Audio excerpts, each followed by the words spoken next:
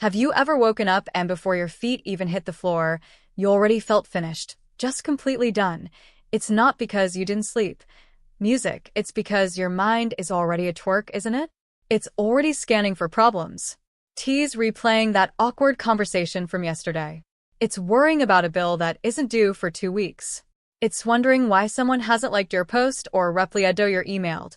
We're living in a world that is designated to keep you attached. The apps, the news, the people around you, they all want a piece of your spirit. And because you're a good person or because you're a driven person, you give it to them. You give and you give until there's nothing left for you. But here's the truth.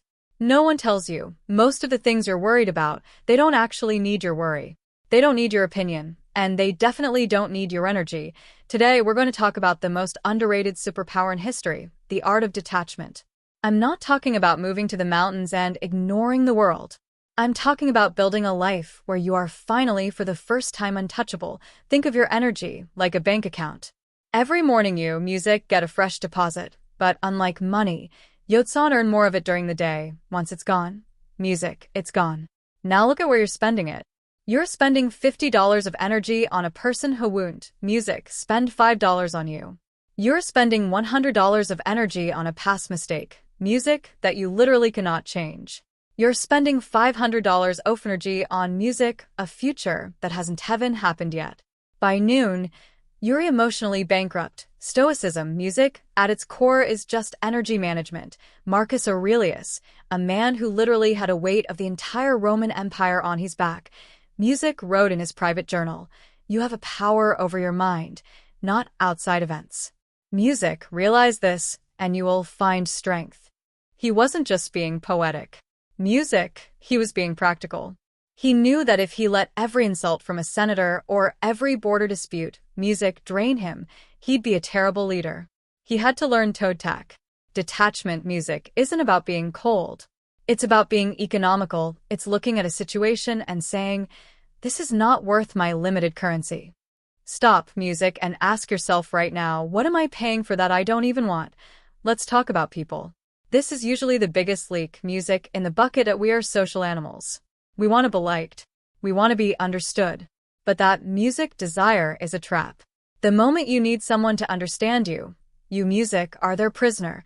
Think about the emotional vampires, music, in your life. You know exactly who they are. They call you when they rain crisis, but they're nowhere to be found when you're winning. They vent for an hour, and when they hang up, they feel great. And you feel like you've been hit, music, by a truck. Why do you let them in? Usually it's guilt or a music hero complex. You think you can't save them. But here's the Stoic reality check. You are not responsible for the happiness of people who refuse to be happy. Detaching from people doesn't mean you stop loving them. It means you, music, stop carrying them.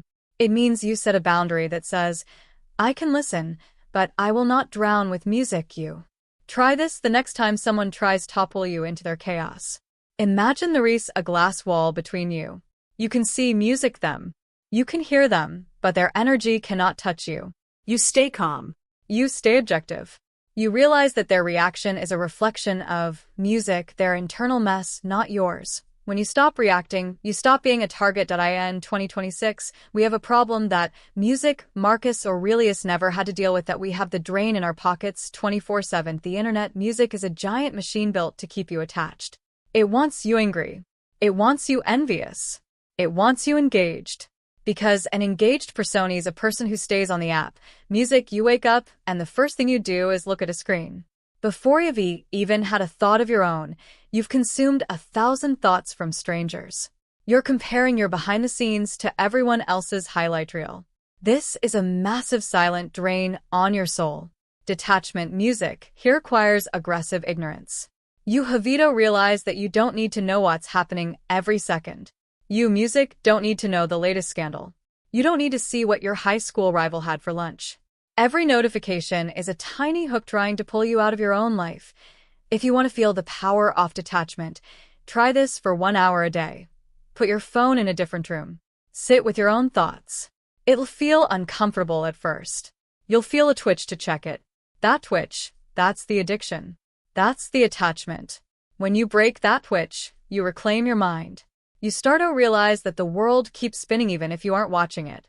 And there is an incredible peace in that. This is the hardest one. How do you detach from yourself? We are our own worst enemies. We have this narrator in our heads that never shuts up. It tells us we're failing. It tells us we should be further along. It tells us that everyone is judging us. Here is the secret. You are not that voice. Think about it. If you can hear the voice, then who is the one listening?